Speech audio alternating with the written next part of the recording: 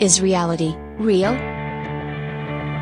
Or could we be living in a sophisticated simulation? Could the universe be more like a dream than we ever imagined? Remember, you are the dreamer. You build this world. How can science help us answer these questions?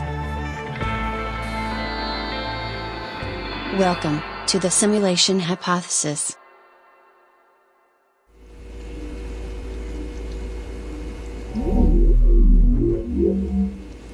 Have you ever had a dream, Neo, that you were so sure was real?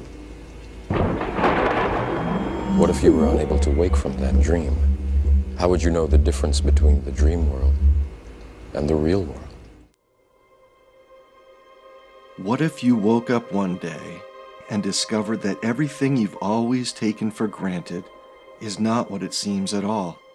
What you thought was reality is actually a simulation, a very complex, sophisticated illusion that you live inside of. Even solid matter itself is no more real than, say, a rock that you would pick up in a dream. And not only are you living in a simulation, but it's being generated by a system that you can contact with your mind and actually change the simulation itself, in effect, hacking the universe. What would you do to change the world? Well, recent scientific discoveries are strongly suggesting that this is the case, that we live inside a simulation, and that we, as observers, have a demonstrable power over it. We are actually participating in the creation of the reality that we live in. Wait, what? Are we really living in a simulation? Well, this is the conclusion that physicists and cosmologists have been coming to. And although this idea would have been ridiculed in the recent past, it is now being taken very seriously. Cutting-edge physics experiments have been producing some very strange results. Results that say our universe isn't an objective reality, but that it's actually emerging from something else, something non-physical and beyond our senses. In the digital age, science is beginning to see a correlation between our world and the world of a virtual reality. The Matrix is everywhere. It is all around us. Even now, in this very room. You can see it when you look out your window or when you turn on your television. Plato versus Democritus? What do these guys have to do with anything? I thought we were talking about science, not philosophy. Well, all scientific inquiries are based on one or more philosophical positions. So let's quickly go over some of the philosophical arguments that different scientific approaches are built upon. Ancient Greek philosophers already had the basic idea of the atom, and they used this idea to help them explain how reality worked. Out of all their various conversations, several very different views emerged. These views are best expressed in the works of Plato and Democritus. Democritus built his philosophy of materialism on the assumption that atoms are eternal, indestructible, and are the only things that really exist. All other things exist, said Democritus, only because they are composed of atoms. Following this logic leads you to believe that consciousness is a product of physical processes in the brain. This is the philosophical assumption that Isaac Newton, Charles Darwin, and most Western scientists until very recently built their work on. Plato built his philosophy of idealism on the assumption that the basic underlying structure of everything isn't the atom, but abstract mental forms that determine an object's properties. Plato believed that ideas are more fundamental than objects. For instance, a perfect or ideal sphere exists only as an abstract mental form or idea. Any sphere that we see in the world, like a basketball, is simply an approximation of the ideal sphere. By following this logic, you come to believe that consciousness is primary and gives rise to all physical matter and process. In other words, everything begins with consciousness, and there is a mind behind what we experience as physical matter. In much the same way that when you dream, Your mind is creating a physical experience for you while you sleep. As you can see, these philosophies are mutually exclusive and are in fact opposites. Both cannot be true. Either mind gives rise to matter, or matter gives rise to mind. It's a very, very old debate, but science has finally harnessed enough power to settle it once and for all. The scientific hypothesis that our world is virtual or dreamlike has been explored in depth by many scientists, including Dr. Brian Whitworth. He took the two opposing views, one being materialism, that our universe is entirely physical, exists in and of itself, and needs nothing outside of it to explain it, and the other being the simulation hypothesis, that our universe exists as a virtual construct and depends on information processing happening outside of space-time. Dr. Whitworth looked at all the facts that have been gathered from experimental results and asked which view better fits these facts. After a thorough analysis, his conclusion was that the data much better fits the simulation hypothesis. Right now, we're inside a computer program? Scientifically, our universe simply makes more sense when viewed as a virtual construct emerging from consciousness, rather than simply matter existing independently of the mind. This isn't real. What is real? How do you define real? The analysis starts at the beginning, with the Big Bang. This well-established cosmological model demonstrates that space-time was created by a single event billions of years ago and expanded into what we see around us today. Nearly all scientists agree that our universe began to exist at one point in the distant past. From the materialist view that our universe is all there is, as an objective, independent reality, the fact that the Big Bang came from nothing is very hard to explain. How could everything come from nothing? But if you look at the universe as a virtual construct, the Big Bang model works perfectly. Virtual worlds always begin with an information influx from a zero state, since they need to initially boot up. Every time a computer game starts up, a Big Bang occurs from the perspective of the game. From inside the virtual world itself, the creation always comes from nothing, because before it boots up, there is no space or time as defined by the rules of that virtual world. Another thing to consider is quantum bits. The fact that light is quantized as photons, electricity as electrons, etc., better fits the hypothesis that we live in a virtual construct. Because in digital processing, all data must have a minimal quantity, represented by bits or pixels, and our world displays the same property. Every computer-generated image breaks down into pixels when examined closely. And this is what science has found in nature. In the past century, physicists have discovered that matter really is quantized, composed of fundamental, indivisible particles billions of times smaller than an atom.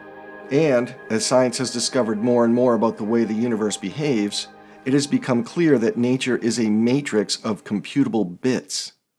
Space is quantized, time is quantized, energy is quantized.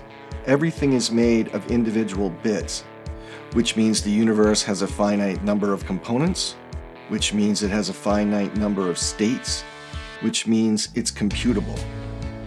If the true nature of the universe is indeed digital, that we do in fact have quantum bits of space and time, and that there's nothing that you cannot compute, and at the moment there is no evidence against this, then it's entirely consistent with the simulation hypothesis.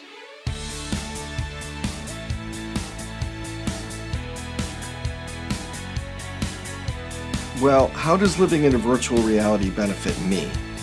Do I get superpowers? Can reality be hacked? Can we reprogram nature and take control of our experience? Are we, in a sense, already doing this, but simply unaware of it? Okay, for the sake of argument, let's say the data does fit the simulation hypothesis better than it fits materialism. That's all well and good. But is there any solid evidence of computer programming in nature? It seems there is. theoretical physicist James Gates has actually found computer code hidden deeply in the equations that describe supersymmetry. So you're saying as you dig deeper, you find computer code writ in the fabric of the cosmos. Into the equations that we want to use to describe the cosmos, yes. Computer code. Computer code, strings of bits of ones and zeros. It's not just sort of resembles computer code, you're saying it is computer code. It's not even just is computer code, it's a special kind of computer code that was invented by a scientist named Claude Shannon in the 1940s. So are you saying we're all just, there's some entity that programmed the universe and we're just expressions of their code? Consider the fact of a maximum speed in nature, the speed of light. In 2011, scientists reported neutrinos traveling faster than the speed of light. But those findings were retracted when it was discovered that equipment used in the experiment was faulty. Nothing has ever been seen to travel faster than the speed of light. Nature has a maximum speed, and events in a virtual world would also obey a maximum speed since they would be limited by a finite processor. There's also the curving of space by massive objects and time dilation at very high speeds. Both phenomena correlate to virtual processing load effects.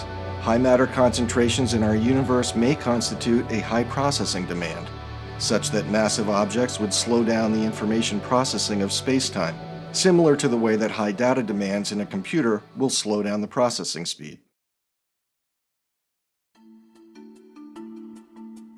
Every digital symbol created by the same program is identical to every other in the same class. In computing terms, objects are simply instances of a general class. The fact that all quantum objects are identical in each class, photon, electron, etc., correlates to a digital equivalent, since in a virtual world, every digital object created by the same code is identical. While the objects we see in our world have individual properties, the quantum bits that they are built from are all pressed from identical molds. The simulation hypothesis suggests that this is the case because each bit is created by the same program. Taken together, all of this might constitute what the courts refer to as sufficient weight of evidence, favoring idealism in the simulation hypothesis over materialism. When coincidences continue to pile up and combine with explanatory power, it presents a very strong plausibility argument, or even a proof. But even more convincing evidence is provided by cases that the simulation hypothesis can easily explain, but which materialist models have tremendous difficulty with. One such case is non-locality.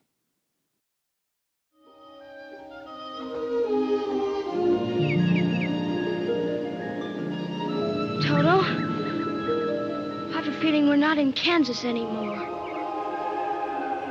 For materialism to be true, and the world to exist independently of mind, the concept of locality is necessary. This means that for objects to interact, they must be in close proximity. This is what Albert Einstein believed for most of his life. To understand quantum entanglement and non-locality, we should take a look at Einstein's life and his role in the development of quantum mechanics. In 1905, horses still mingled with cars in the street, Ty Cobb was a major league rookie, and Albert Einstein was a low-ranking clerk in the Swiss Patent Office. That year, in his spare time, he wrote 4 remarkable scientific papers. The first established the photon as the particle associated with light, overturning many years of understanding light as a purely wave-like phenomenon. He used this new description of light to explain the photoelectric effect. In another paper, he mathematically proved the existence of atoms, something that was still debated at the time, and he actually calculated their size. He introduced his special theory of relativity, which describes how motion can affect the passage of time.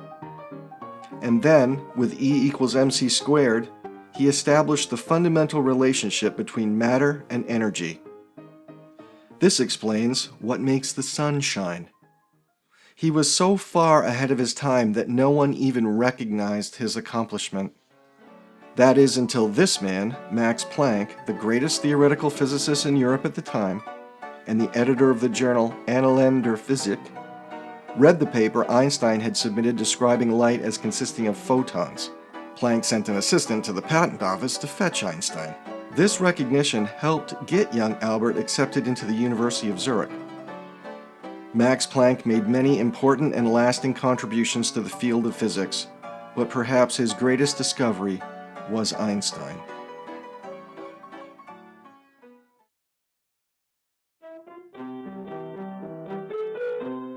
This bright young chap is Niels Bohr.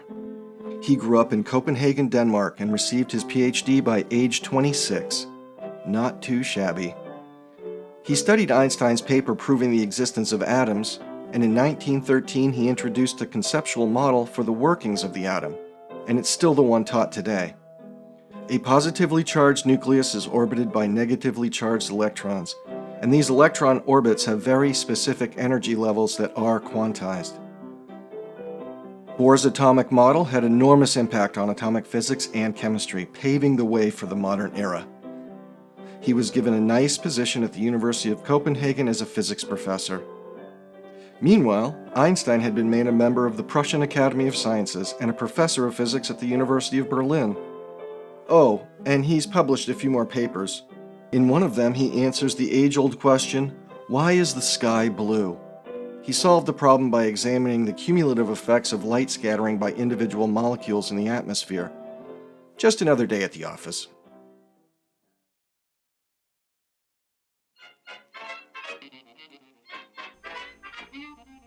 Well, it's the 1920s and every young boy wants to be Charlie Chaplin.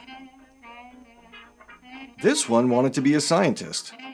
His name is Werner Heisenberg. You may be familiar with his famous uncertainty principle, which sets hard limits on empirical inquiry. In 1925, he introduced a concept known as matrix mechanics in an attempt to explain how energy is absorbed by atoms. He did this by describing atoms not as actual physical objects, but as mathematical matrices that evolve over time. Matrix mechanics was very radical stuff, and it didn't look like traditional physics at all. Niels Bohr accepted Heisenberg's ideas as valid. But most other physicists, including Einstein, thought of them as something of a fad that would fade away once a better theory was found. Heisenberg became a professor himself and started to spread his own ideas.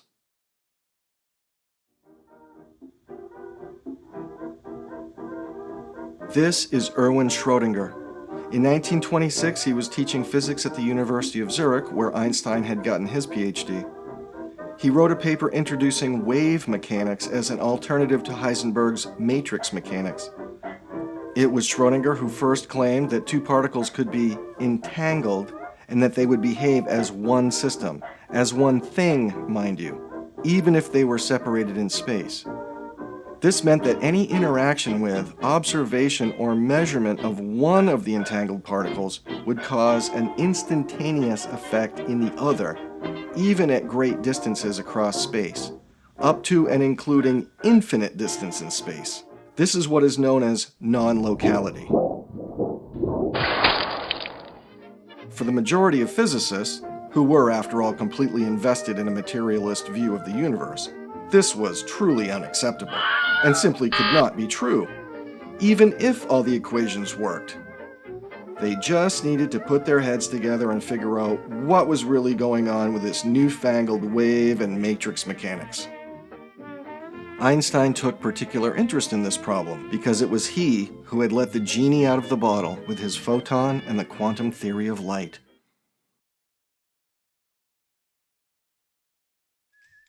The 1927 Solvay Conference was held to solve these new problems in defining the properties and behavior of photons and electrons. Talk about some heavy hitters. Of the 29 people pictured here, 17 won Nobel Prizes. Here is Madame Curie. Next to her is Max Planck. Here is Einstein, who by this time had overturned Isaac Newton's theory of gravity with his own general theory of relativity, and he was by far the most famous scientist in the world. Here are the young upstarts, Erwin Schrödinger and Werner Heisenberg, the ones who started all this trouble. And here is Niels Bohr, caught in the middle between the youngsters and the older traditionalists led by Einstein. During the conference, Bohr and Einstein began a discussion about the true nature of reality that would become the greatest rivalry in modern science. Bohr's position was that the new quantum theories would prove to be true, that they were the path to the future. But Einstein insisted that this was impossible, that quantum theory simply could not be an accurate description of the universe. Following the conference, Einstein began work on what he called a unified field theory that would eliminate the need for quantum mechanics and fully explain all of the weird phenomena that were being observed and described by the equations of the new quantum theories. Through the 1930s, Einstein continued to reject quantum theory as an inferior model of the universe when compared to materialism.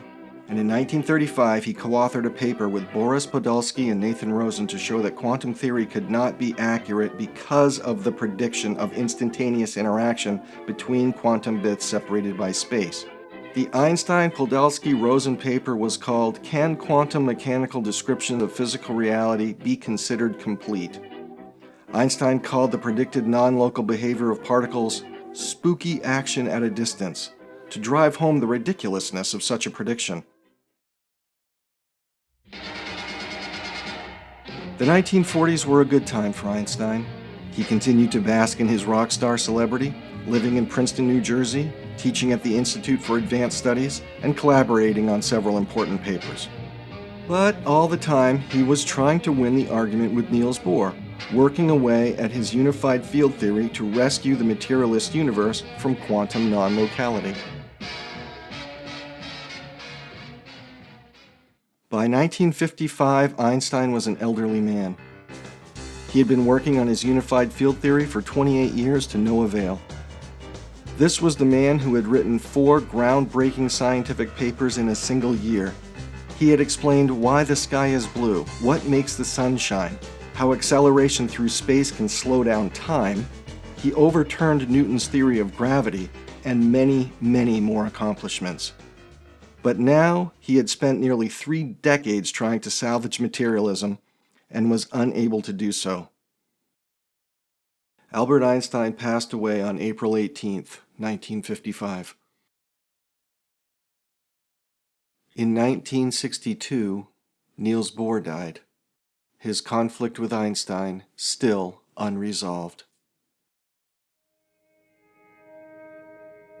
Then, in 1964, the Irish physicist John Bell proposed his famous theorem. It's a very clever mathematically based way of experimentally testing and proving one way or the other who was right. Doing the experiment would require some very special hardware. It took 18 years for this technology to become available, and in 1982 the physicist Alan Aspect put it all together and ran the experiment. The results confirmed that non-locality was actually real. What Schrödinger had called entanglement, and was defended by Bohr but ridiculed by Einstein, was a fundamental property of nature. Instant correspondence can be seen between 2 particles that are separated by unlimited distance in space, and this only makes sense if the world is a virtual construct. In a virtual world, distance doesn't limit correspondence, since all points in a simulation are equidistant with respect to the source of the simulation. For example, in a computer game, all points on the screen are at equal distance with respect to the processor, and the same effect can be seen in our world. If our universe is a simulation projected onto a 3-dimensional screen, then its processor would be equidistant to all points in the universe. Non-locality, one of the biggest problems in physics, is easily solved by the simulation hypothesis.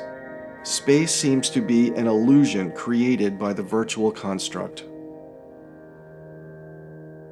But even stranger than space being an illusion is what quantum physics tells us about matter itself. If I were a character in a computer game that were so advanced that I were actually conscious and I started exploring my video game world, it would actually feel to me like it was made of real solid objects, made of physical stuff.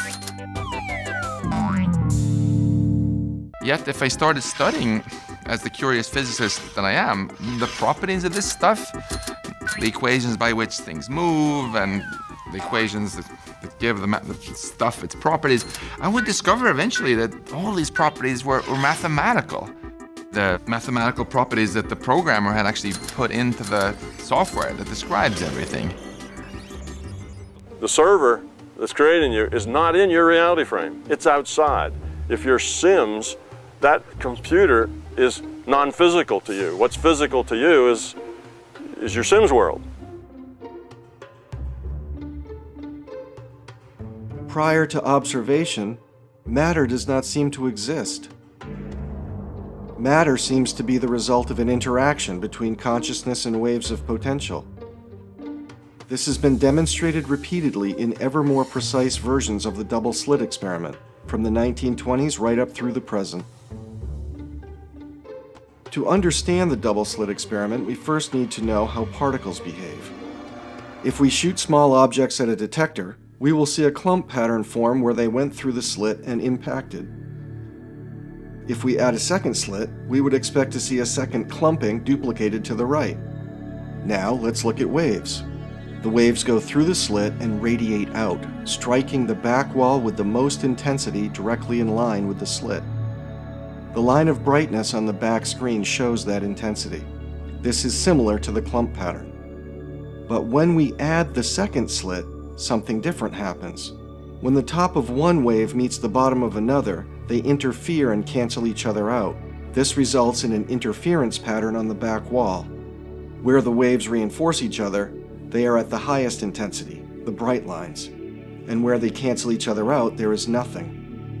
So, when we fire objects through two slits, we get two clump patterns, but with waves, we get an interference pattern. An electron can be seen as a very small bit of matter. And when a stream of electrons is fired through one slit, they behave like small objects, forming a single clump pattern. So if we fire these bits of matter through two slits, we should get two clump patterns. But we don't. We get an interference pattern. We fired particles through, but we get a pattern like they're waves, not like little objects. How can pieces of matter create an interference pattern like waves? It doesn't make sense. At first, physicists thought that the electrons were bouncing off each other to create this interference pattern. So, in 1961, Klaus Johnson at the University of Tübingen in Germany modified the experiment to fire the electrons through one at a time. This way, there is no possibility of them bumping into and interfering with each other.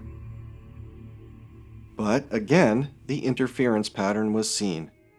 Physicists were perplexed by this. It somehow seems to have been aware of there being two slits, not one, because it's given rise to this interference pattern.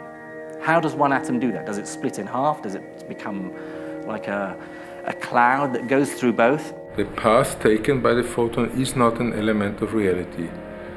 We are not allowed to talk about the photon passing through this or this slit. Neither are we allowed to say that the photons pass through both slits. All this kind of language is not applicable. So they further modified the experiment to get to the bottom of the mystery. They put a measuring device at one slit to see which one the particle actually went through. But when the electrons were being this closely observed, they went back to behaving like little objects and produced a clump pattern, not an interference pattern. Somehow, the act of observation meant that they only went through one slit, not both. The electrons seemed to decide how to behave as if they were aware of being watched. How could this possibly be the case? Could the presence of a conscious observer be influencing the experiment?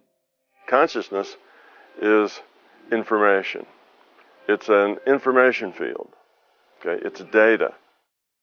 In 1978, physicist John Wheeler proposed a new way of doing the double slit experiment that might finally reveal what's really happening. He proposed what is called the delayed choice experiment, in which the decision of whether or not to observe the particles isn't made until after they have gone through the slits, but before they've impacted the detector. This animation is highly simplified, but you get the idea.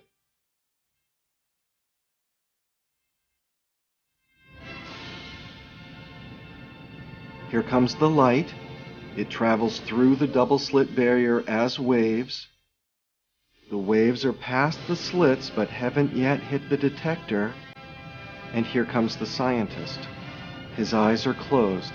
He's delaying his choice to make this an observed experiment. And then...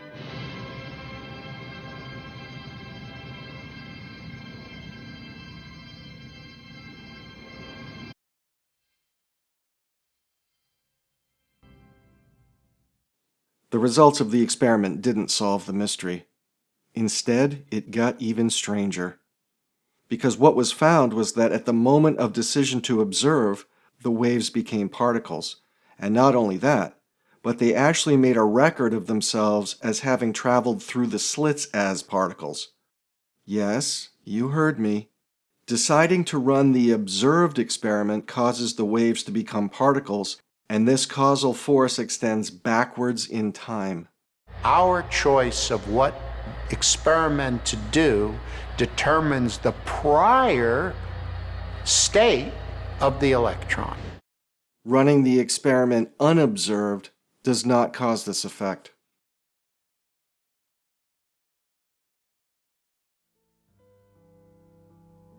When John Wheeler first proposed adding the delayed choice protocol to the double-slit experiment, he asked us to imagine a distant star that emits a photon billions of years ago and sends it towards the Earth. However, on the way, it must pass a dense galaxy. Gravitational lensing will make the light bend around the galaxy. Billions of years later, upon reaching the Earth, an astronomer chooses to use a binocular-type detector and focuses half of it on the left side of the galaxy and half of it on the right side.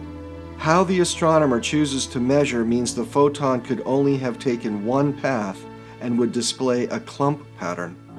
So how we choose to observe in the present determines how the photon behaved billions of years ago.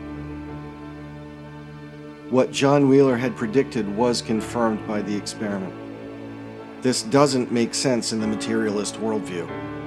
It only makes sense if the universe is a simulation and all parts are equidistant in space-time with respect to the source of the simulation, like in a video game or a dream.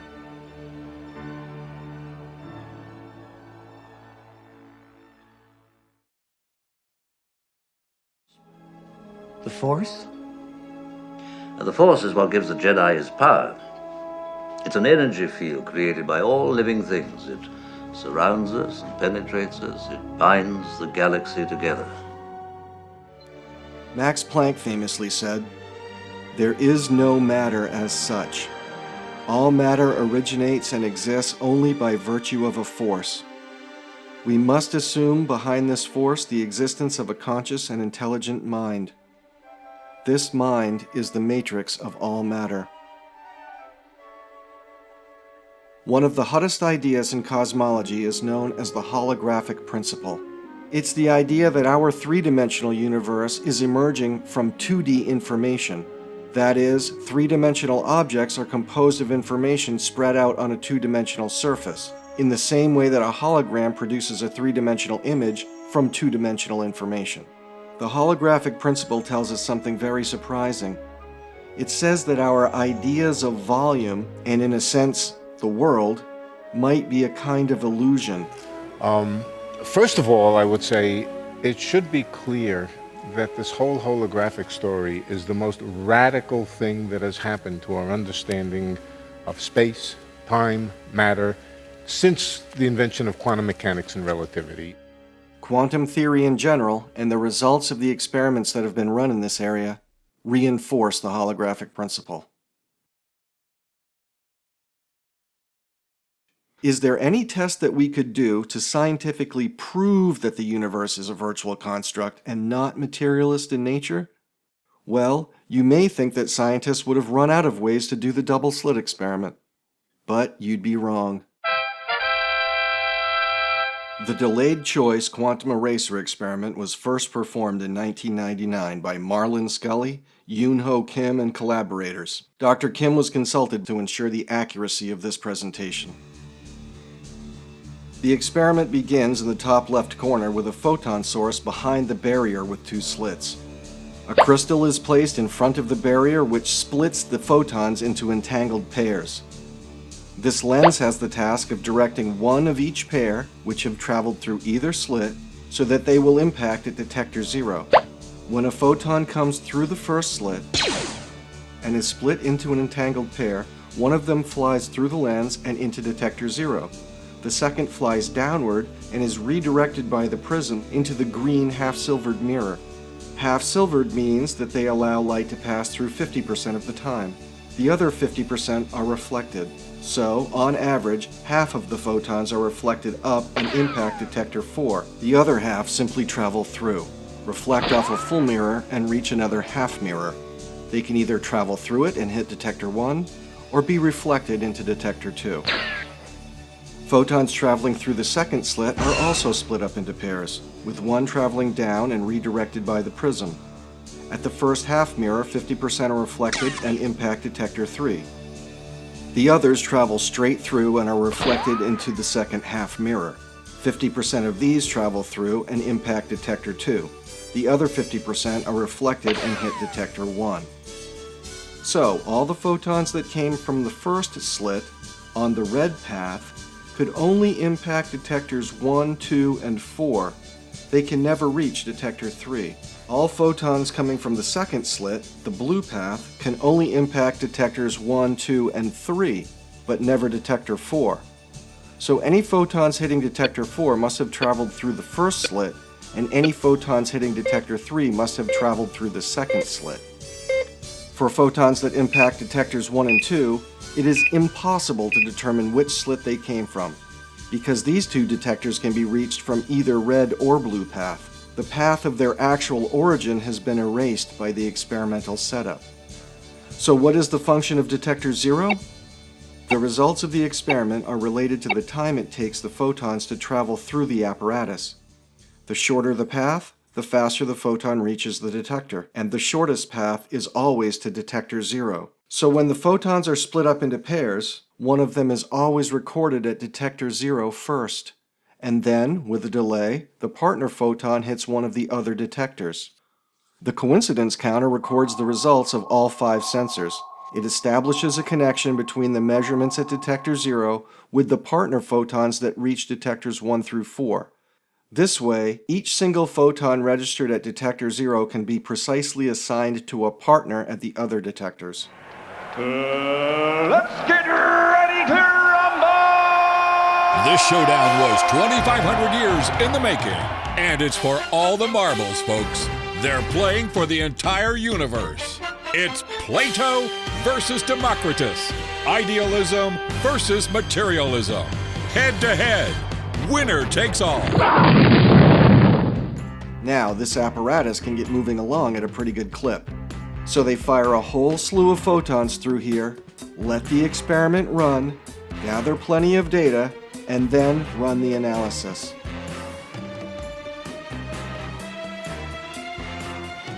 And what are the results? Detectors 1 and 2 always show interference patterns because it's impossible to determine which of the two slits the photons came from. But detectors 3 and 4 always show clump patterns because we can know which slit these photons came from. That is the only difference. How the light chooses to display itself as particles or waves is dependent on how much we know about it. If it had to come from just one slit, clump pattern. If it might have come from either slit, interference pattern. There is no materialist explanation for this. But even more mind-boggling is that the photons know beforehand which detector they will hit. How do we know this? Because of how the twin behaves at detector 0. Because the path to detector 0 is shortest, one of the split pair registers here first, before its twin ends up at any other detector. And whatever registers at detector 0 always correlates with where its twin ends up. So if one of the pair hits detector 3 or 4, detector 0 always displays a clump pattern. But if its twin lands at detectors 1 or 2, detector 0 always displays an interference pattern. Can the particle predict the future? Or is space-time a virtual construct with all time frames available simultaneously at the source of the simulation? Modern physics has definitely decided for Plato. The smallest units of matter are, in fact, not physical objects in the ordinary sense of the word. They are potential forms. In Plato's sense, abstract ideas which can only be described in the language of mathematics. Space and time are ideas as well, not absolute properties of nature. Science has decided. Materialism is not a valid worldview. Most physicists now accept that particles do not exist as objects in the absence of observation, but exist only as waves, which then form into particles when observed. These waves aren't anything tangible like ocean waves or even radio waves, but simply a probabilistic description of where the particles might be if they were checked on. Particles are probability distributions, not little hard things. But when you measure them, like measure which slit they go through, you get a particle. The wave that forms into a particle is only a wave of potentiality. This is what Werner Heisenberg said many years ago. The atoms or elementary particles themselves are not real. They form a world of potentialities or possibilities rather than one of things or facts. When you look, they appear. When you're not looking, they don't necessarily exist. This situation seems very odd until you compare it to what you see in a computer simulation. A video game gives you the frame that you need when you're looking there. When you navigate around and look at something else, it creates and gives you that frame. Oddly enough, the universe behaves the same way. Our world really does seem to be pixelated, and it only assumes definite form when observed. The very same way computer simulations behave. This is why the simulation hypothesis is now taken seriously by an increasing number of experts. I personally find that I gravitate more towards the information theoretic point of view and believing that the universe that I exist in is a very good, high-quality simulation.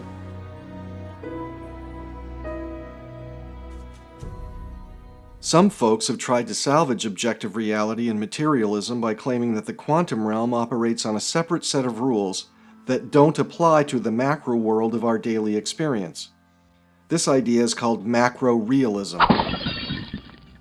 The scientists Leggett and Garg proposed an idea similar to Bell's theorem, known as an inequality, to test whether there is a limit on quantum effects. But in 2011, a team led by Stephanie Simmons and George Nee experimentally demonstrated violations of the Leggett-Garg inequality. And these results have been duplicated many times since then, showing that macro reality emerges from quantum reality. So you can't separate the two. Reality is all emerging from the same source and operates by the same rules at all levels. The double slit experiment has been successfully performed with larger objects such as atoms, molecules, and even buckyballs, spherical structures made of 60 carbon atoms. Scientists are currently designing experiments to do this with mid-sized proteins and viruses. Non-local entanglement has been recorded between pairs of small diamonds, aluminum chips big enough to be seen with the naked eye. A small metal paddle has even been placed into a state of non-local superposition. As of February 2015, macro-realism has failed every single experimental test. The fact that quantum effects exist at the macro level is what makes quantum computing possible. And quantum computing takes place on a daily basis at Dr. Seth Lloyd's MIT Qubit laboratory. The idea that you can prevent the downfall of materialism by claiming that the macro world is separate from the quantum world simply doesn't work. Reality is all emerging from the same source. So, is the quantum realm different? No, no different. Only different in your mind. You must unlearn what you have learned. Okay, fine. So the science says that we may really be living in a simulation. But what does that mean? Am I being kept alive in one of those scary pod things from the Matrix? Is my brain sitting in a jar somewhere with wires hooked up to it? Is someone else in control of my thoughts, feelings, and dreams? Why is all of this so mysterious and difficult to understand? Wouldn't a creator want me to know what's going on? Is the creator afraid to expose their true intentions? Is he hiding from us? Why? Why won't he reveal himself? Pay no attention to that man behind the curtain.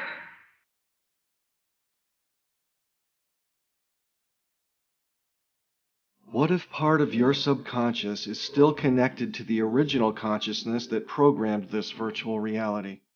After all, we know that our subconscious can create a physical experience for us while we sleep. Genuine inspiration, right? Now, in a dream, our mind continuously does this. We create and perceive our world simultaneously, and our mind does this so well that we don't even know what's happening.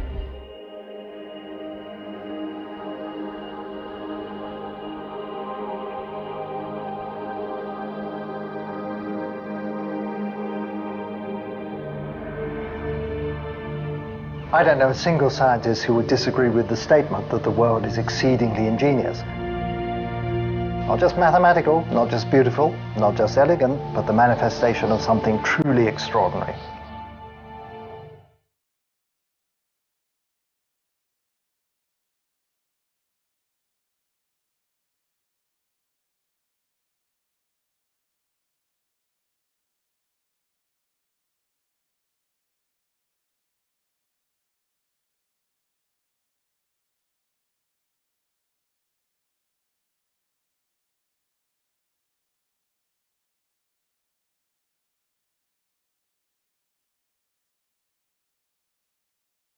Albert Einstein was one of the smartest people who ever lived.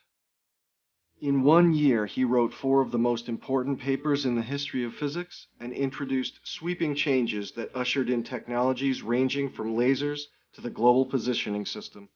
At the end of his life, after spending 28 years searching for a unified field theory built on materialism, Einstein seemed to change his mind about the fundamental nature of the universe.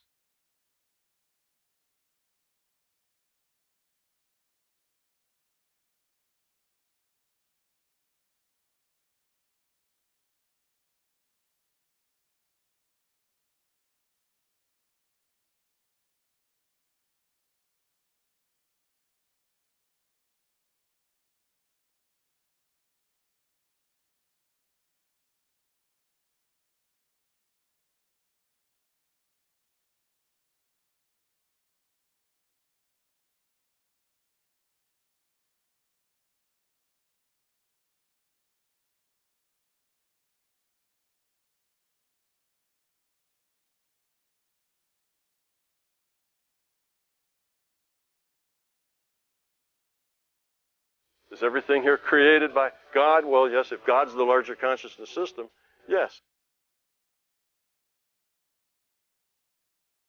If we can all agree on one thing, it should be that science means discovery.